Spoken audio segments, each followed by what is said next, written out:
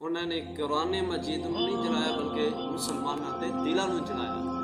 मेरे अजीज भाईओ, स्वीडन वालों मैं एक पैगाम देना चाहता, जेड़ा वो लिबास पा के बैठे ने कालियां करतूतां वाला, वो भी उसे रब की अता जिहदा कलाम साड़िया, जेड़ा अपने पेट विच मन सवन्ने खाने पाते ने, अपने जहानम नूं भरते ने, वो भी मेरे अल्लाह रब्बुल इज्जत की अता है जिहदा कुरान साड़िया। जिहड़ी जुत्ती पाते ने वो जुत्ती भी मेरे रब ने दी है जिहदा कुरान साड़िया गया। मेरे भाई, यह कुरान मजीद साडी किताब है, साडी शरीयत है, साडी जान है। ये वास्ते ते असी अपने खून का एक एक कतरा भी बहान वास्ते तैयार है। बिल्कुल तैयार हो ना?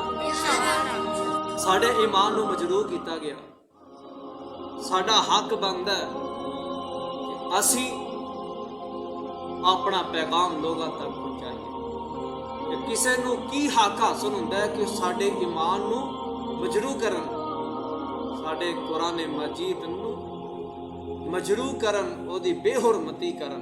इन्हां दे वडेरियां ने भी ये करन दी कोशिश की सी। इनू अबरहा नाम दे नाल पुकारिया जांदा है। उन्हें भी खाना काबा नू खत्म करन दी कोशिश की सी, लेकिन खुद खत्म हो गया। रहणगे इंशाअल्लाह ये भी नहीं।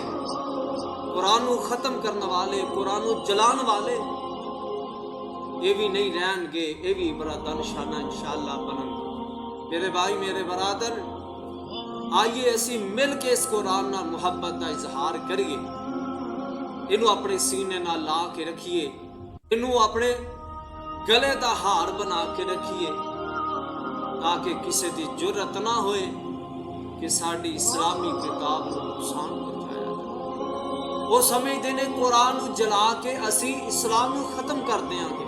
कुरान को तो जला सकते ने, खत्म कर सकते ने, लेकिन मुसलमानों के दिलों में नहीं कट सकते। इन्हां तो पहलिया ने भी बड़ी कोशिश की, बड़ी तगोदो की, बड़ी नस भज की भी इन्हां दे इस्लाम को दबा दिता जाए, कुरान को खत्म कर दिता जाए।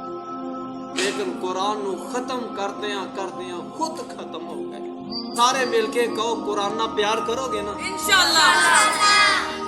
जिन्हां ने इस पैगाम को सुनिया लेकिन अगे शेयर नहीं किया, लायक नहीं किया, मैं समझांगा